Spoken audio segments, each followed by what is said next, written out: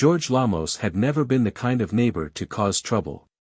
He kept his lawn trimmed, his house in good condition, and he always waved politely at those passing by. But from the moment he moved into his quiet suburban neighborhood, he had one persistent problem: Karen Lashley. Karen wasn't just any neighbor, she was the HOA president, and she took her position far too seriously. Rules weren't just guidelines to her, they were weapons, and she wielded them like a tyrant. Unfortunately for George, she seemed to have a personal vendetta against him. At first, it was small things. She left passive-aggressive notes on his door about his trash cans being an inch out of place.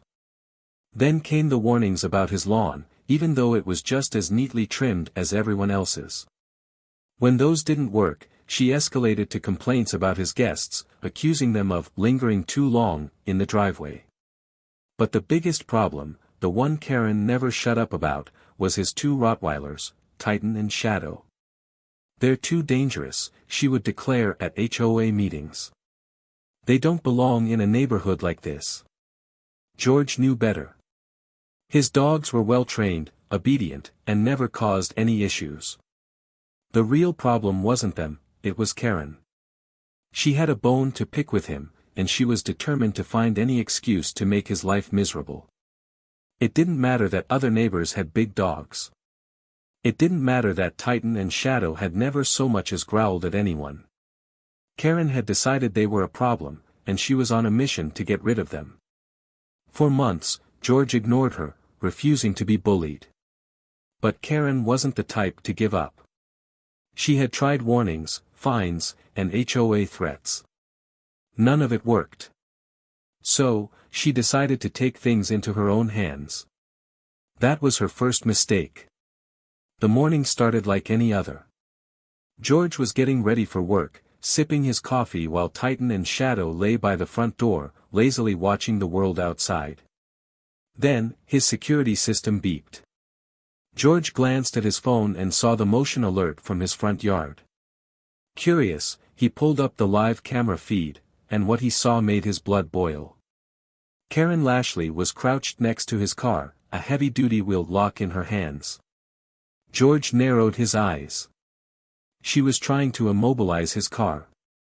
His first instinct was to storm outside, but he stopped himself. He needed proof. Karen had been harassing him for months, and this was exactly what he needed to put an end to it. So, he waited. On the screen, Karen struggled with the lock, muttering under her breath. It was clear she had no idea what she was doing. She glanced around nervously, then went back to work, securing the device to his front tire. George clenched his jaw. This wasn't just HOA pettiness, this was an outright attempt to sabotage him. If he couldn't move his car, he couldn't get to work.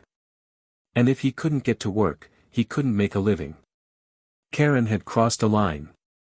Still, he didn't rush outside. Instead, he calmly set his coffee down, walked to the front door, and gave a sharp whistle. Titan and Shadow immediately perked up. Their ears twitched, and their bodies tensed. They didn't need any more instruction, they knew their owner well enough to sense when something was wrong. The second George opened the door, the two dogs bolted outside, barking loudly. Karen whipped around, her face draining of color.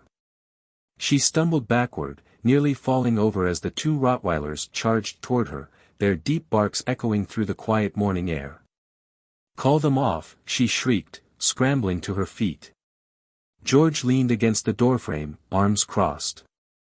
"Funny," he said, voice calm. "I thought they weren't supposed to be in the neighborhood." Titan and Shadow didn't touch her, they didn't have to.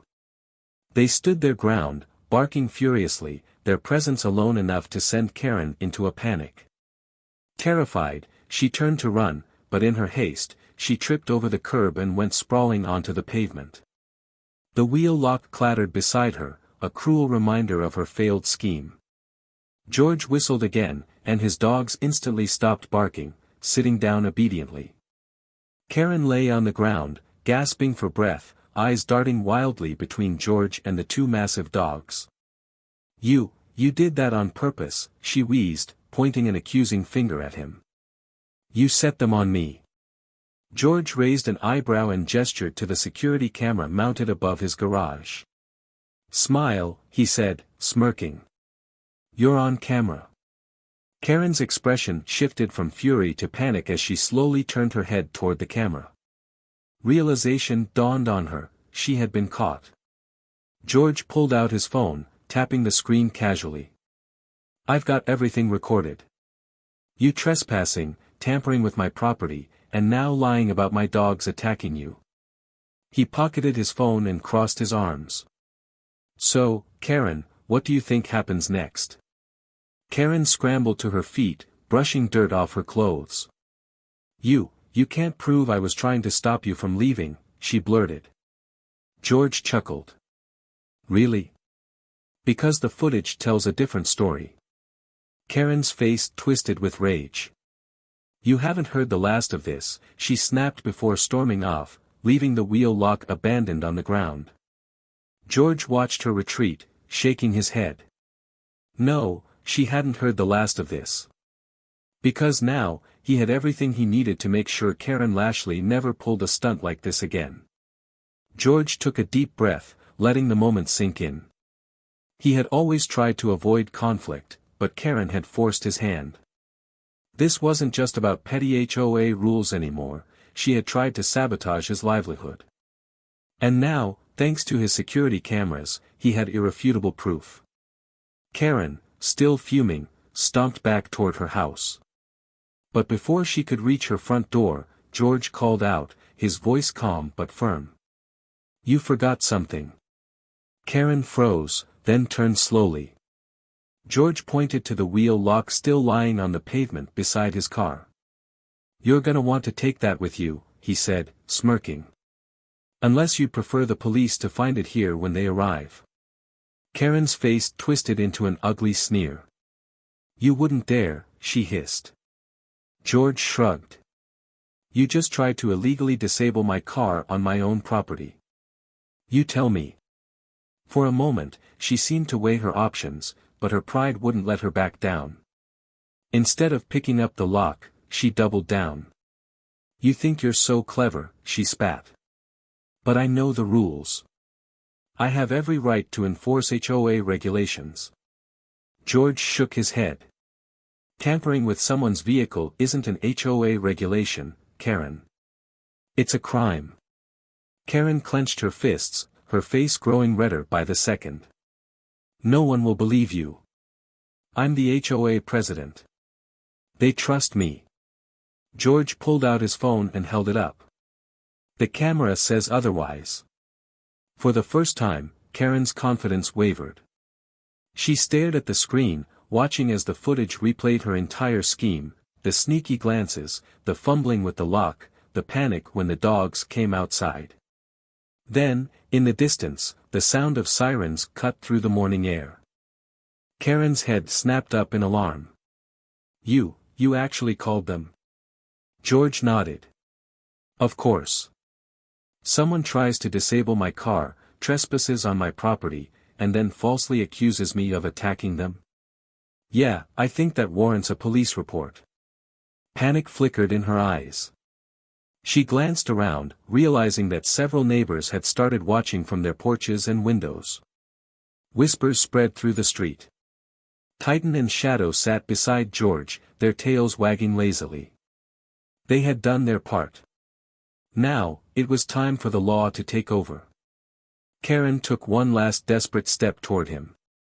We can sort this out ourselves, she pleaded, her voice suddenly softer. No need to escalate things. George chuckled. That's funny. Because you sure didn't mind escalating things when you tried to stop me from going to work. The police cars pulled up. Karen took a step back, but it was too late. Two officers stepped out of the patrol cars, their expression serious. One of them, a tall man with a no-nonsense attitude, approached Karen first. Ma'am, we received a report of trespassing and property tampering. Can you explain what's going on? Karen immediately switched into victim mode, clutching her chest dramatically. Oh, thank God you're here. This man, he let his dogs loose on me. They tried to attack me. The officer turned to George, who simply sighed and held up his phone. I have the entire incident on video. Including her tampering with my car. The second officer stepped forward. Mind if we take a look? George handed over his phone. As the officers watched the footage, Karen fidgeted nervously. Her confidence had completely vanished. The officers exchanged glances before the taller one turned back to Karen, his expression unreadable. Ma'am, did you place this device on his vehicle? He asked, pointing at the wheel lock still on the pavement. Karen's lips pressed together. I was just enforcing HOA rules, she stammered. His car was improperly parked. George snorted. In my own driveway. The officer raised an eyebrow. Ma'am, HOA regulations do not override private property laws. You had no legal right to do this. Karen's face contorted with anger. But he sent those dogs after me. That's assault. The officer sighed and replayed the footage. The recording clearly showed Titan and Shadow running out but never touching her. The only thing they had done was bark, which, last time anyone checked, wasn't a crime. I see no evidence of an attack here, the officer said, shaking his head. What I do see is you trespassing, attempting to tamper with his vehicle, and filing a false police report. Karen's mouth dropped open. You can't be serious.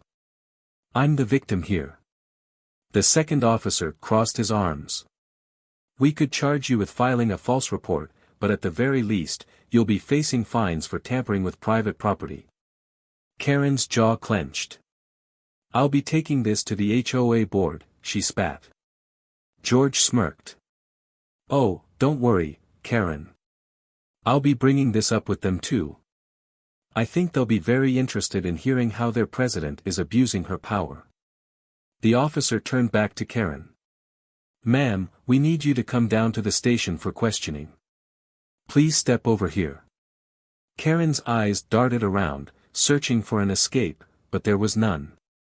With the entire neighborhood watching, she had no choice but to comply. As she was led toward the squad car, she shot George one last venomous glare. This isn't over, she hissed.